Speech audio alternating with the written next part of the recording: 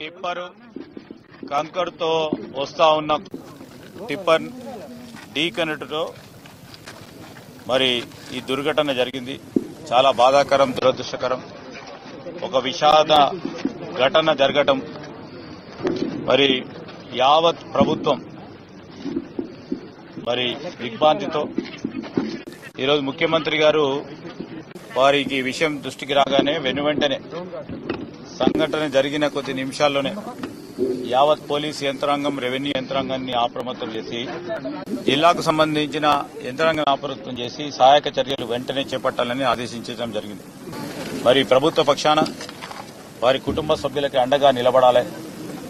క్షతగాత్రులకు సంబంధించి ఇంకా కూడా ఎవరికి ప్రాణాపాయం ఉండకూడదని చికిత్సను వెనువెంటనే చేపట్టడం జరిగింది. 26 మంది కూడా మరి డాక్టర్స్ రిపోర్ట్ మేరకు స్టేబుల్ గా ఉన్నారని తెలియజేయడం జరిగింది.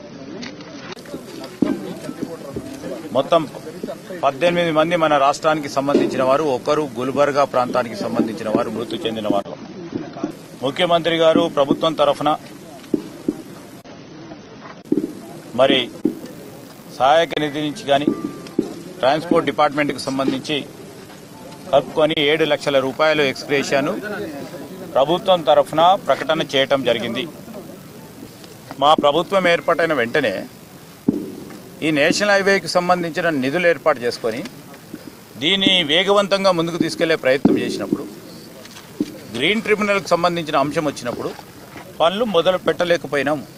మరి రామ్మోహన్ రెడ్డి గారు ప్రత్యేకించి అనేక సందర్భాల్లో మీటింగ్లు ఏర్పాటు చేసుకుని ఎవరైతే వాద్యం వేశారో గ్రీన్ ట్రిబ్యునల్లో వారితోని సంప్రదింపులు చేసి ముఖ్యమైన రోడ్డు అని దీనికి సంబంధించిన ప్రాముఖ్యతను గుర్తించండి, ఇబ్బందికరంగా ఉందని ప్రభుత్వం ఉన్నాం. కానీ గ్రీన్ ట్రిబ్యునల్లో ఉన్న తరుణంలో మరి మొన్ననే చాలా వరకు మేము దాదాపు సంవత్సరం పూర్తా దీని వెనకాల ఉంటే 31 తారీఖు నిన్నగాక మొన్న 2 రోజుల క్రితం గ్రీన్ ట్రిబ్యునల్ పరంగా స్టే వెకేట్ చేసుకోవటం జరిగింది.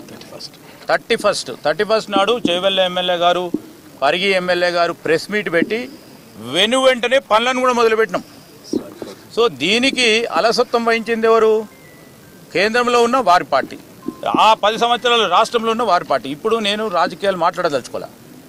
సో మేము ఈరోజు చెప్తా ఉన్నాం, రాబోయే 18 నెలల కాలంలో ఈ పూర్తి స్థాయిలో రోడ్డు నిర్మాణం జరగబోతా ఉంది. ఎందుకు చెప్తాను అంటే 31 నాడు ఈ గ్రీన్ ట్రిబ్యునల్కి సంబంధించి ప్రభుత్వం బాగా ప్రోయాక్టివ్గా గ్రీన్ ట్రిబ్యునల్కి సంబంధించి ఎవరైతే గ్రీన్ ట్రిబ్యునల్లో వాద్యం వేశారో వారితో సంప్రదింపులు చేసి దానికి ఒక సొల్యూషన్ తీసుకొచ్చింది.